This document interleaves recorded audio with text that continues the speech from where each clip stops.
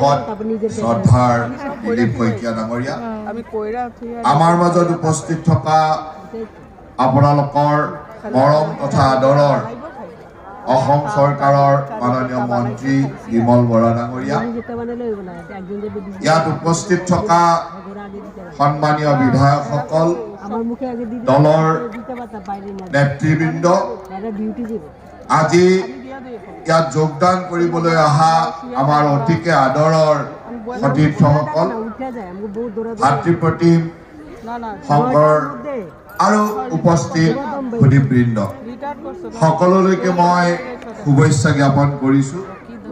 আৰু আজি বিশ্বৰ সৰ্ববৃহৎ দল, যাক লৈ আমি সকলোৱে গৌৰৱ অনুভৱ কৰোঁ, এনেকুৱা এটি দলৰ সদস্য হ'বলৈ অহা আপোনালোক সকলোলৈকে হিয়া ভৰা অভিনন্দন আৰু স্বাগতম জনাইছোঁ।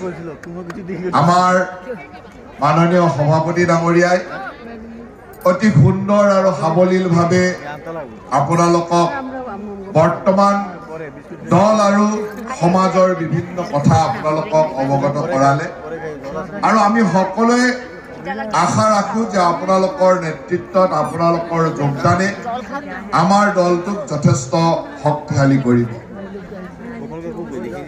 সদৌ অসম ছাত্ৰ সন্থাত বহুদিন নেতৃত্ব দি শংকৰে খুব সুন্দৰভাৱে আমাৰ দললৈ কিছুদিন আগত যোগদান কৰিলে, আৰু যোগদান কৰাৰ পিছতে তেখেতৰ লগত বহুদিন কাম কৰি থকা কিছু সমৰ্থকক আজি ইয়ালৈ 5 সহস্ৰাধিক সমৰ্থক আজি ইয়ালৈ আহিছে, আৰু সকলোৱে এই দলটোত যোগদান কৰিবলৈ আহিছে। মই ভাবোঁ যে আপোনালোকৰ এই আগ্ৰহে আমাৰ ৰাষ্ট্ৰৰ প্ৰতি দায়িত্ব আৰু কাম কৰাৰ প্ৰেৰণা বঢ়াই দিব।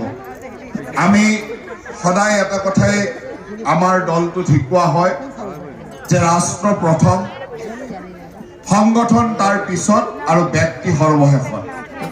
আমি ৰাষ্ট্ৰৰ কাৰণে কাম কৰোঁ, আৰু প্ৰতিজন ভাৰতীয় জনতা পাৰ্টিৰ সদস্যই সদায় ৰাষ্ট্ৰৰ কাৰণে কাম কৰে, আৰু জন্মলগ্নৰে পৰা আমাৰ দলটোৱে ৰাষ্ট্ৰৰ প্ৰতি সমৰ্পিত ভাৱেৰে কাম কৰি আহিছে, যাৰ কাৰণে ৰাষ্ট্ৰৰ প্ৰতি সমৰ্পণভাৱে কাম কৰা একেবাৰে সাধাৰণ পৰিয়ালৰ পৰা অহা লোকসকলে আমাৰ ইয়াত নেতৃত্ব প্ৰদান কৰে।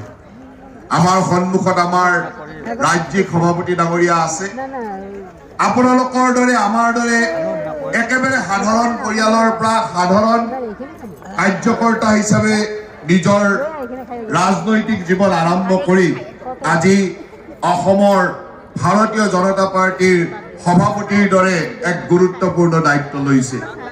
অকল সেয়াই নহয়, কিছুদিন আগলৈকে তেখেতে ভাৰতবৰ্ষৰ ৰাষ্ট্ৰীয় পৰ্যায়ৰ সাধাৰণ সম্পাদকৰ দৰেও দায়িত্ব লৈছিল, যিটো আমাৰ দলতে সম্ভৱ হয়।